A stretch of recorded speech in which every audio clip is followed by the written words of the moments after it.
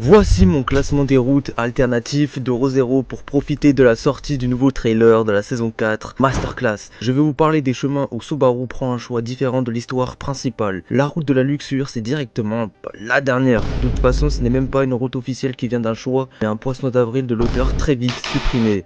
La route de la paresse, où il a une vie de famille heureuse avec Rem, mais comme il meurt de vieillesse, il retourne à son dernier checkpoint. Saint-Héla en va-t-on. En cinquième, la route de l'avarice, où il meurt 100 millions de fois en acceptant le contrat d'Echidna dans la saison 2 et il utilise son retour par la mort pour des détails insignifiants. En quatrième, on a la route de la colère où Subaru aurait décidé de ne pas sauter de la falaise et aurait fait la plus grande organisation de super vilains. Onzième, on a une route super tragique où Subaru a les cheveux blancs. Et encore une fois, je ne vais pas plus détailler car ça spoilerait pour l'arc suivant, mais on dirait vraiment un psychopathe. La deuxième route serait la route de l'orgueil, où Subaru devient l'antagoniste, où son objectif sera de mourir des mains d'Emilia pour qu'elle soit l'héroïne de l'histoire.